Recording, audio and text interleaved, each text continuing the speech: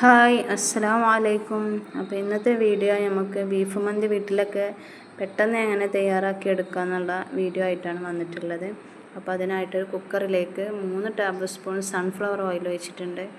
അതിലേക്ക് 4-5 കഷ്ണം പട്ട, ഇത്തിരി ഗ്രാമ്പു, 5-6 ഏലക്കായ്, പിന്നെ 1 ടീസ്പൂൺ കുരുമുളക്, 3 ബേ ലീഫ്, പിന്നെ അതിലേക്ക് ആവശ്യമായത് 1 ടീസ്പൂൺ മല്ലിയാണ് കേട്ടോ. നമുക്ക് മല്ലി ഇട്ട് കഴിഞ്ഞാൽ വേറൊരു ടേസ്റ്റാണ് കേട്ടോ മന്തിക്ക്.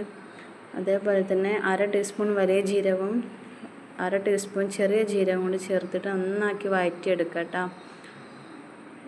പിന്നെ നിങ്ങൾക്ക് എൻ്റെ വീഡിയോ കാണുമ്പോൾ ഇഷ്ടമാണെന്നുണ്ടെങ്കിൽ ഒന്ന് ലൈക്കും ഷെയറും കമൻറ്റൊക്കെ അടിക്കുക കേട്ടോ. നമുക്ക് ഇതിലേക്ക് വലിയുള്ളി ചെറുതാക്കി അരിഞ്ഞത് 2 എണ്ണമാണ് കേട്ടോ ഞാൻ എടുത്തിട്ടുള്ളത്.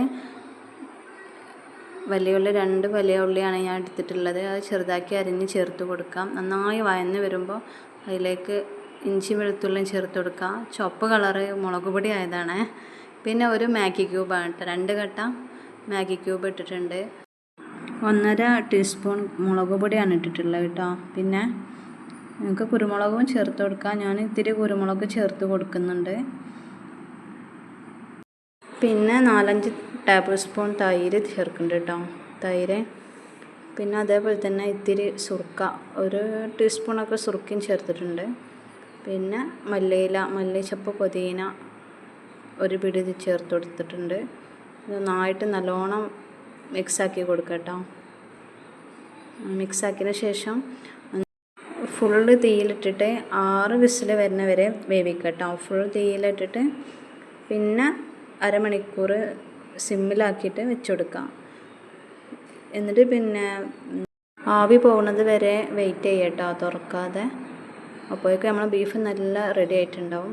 അപ്പോൾ നമ്മൾ വെള്ളം തിളച്ച് അരിയിട്ട് കൊടുക്കുന്നുണ്ട് കേട്ടോ.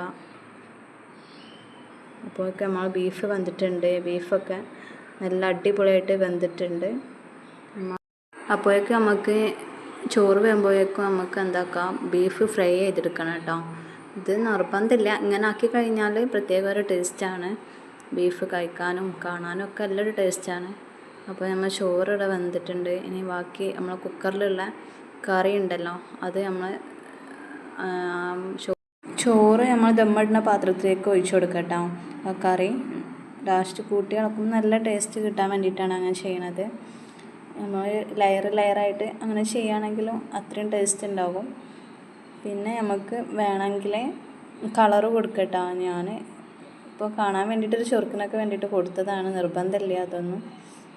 പിന്നെ നമ്മൾ പൊരിച്ച ബീഫ് എടുത്തിട്ട് അതിൻ്റെ മേലേക്ക് ഇട്ടുക, ചാർക്കോൾ കത്തിക്കുക, എണ്ണ ഒഴിക്കുക, ഒക്കെ സിമ്പിൾ പരിപാടിയാണ്. നമുക്ക് മേലെ കനം വെച്ച് കൊടുക്കുക കേട്ടോ. ഒരു 10 മിനിറ്റ് കഴിഞ്ഞിട്ട് നമുക്ക് തുറന്ന് മൊത്തത്തിൽ ഇളക്കി എടുക്കട്ടോ. ബീഫ് കുറച്ച് മാറ്റി വെക്കണ്ട കേട്ടോ, മുകളിലിടാൻ വേണ്ടിയിട്ടാണ്. ഇനി എല്ലാം കൂടെ കുഴക്കണ്ടല്ലോ ചേച്ചി, അടിയിൽ നല്ലോണം കുഴച്ചെടുക്കണം കേട്ടോ എന്തായാലും ചോറ്.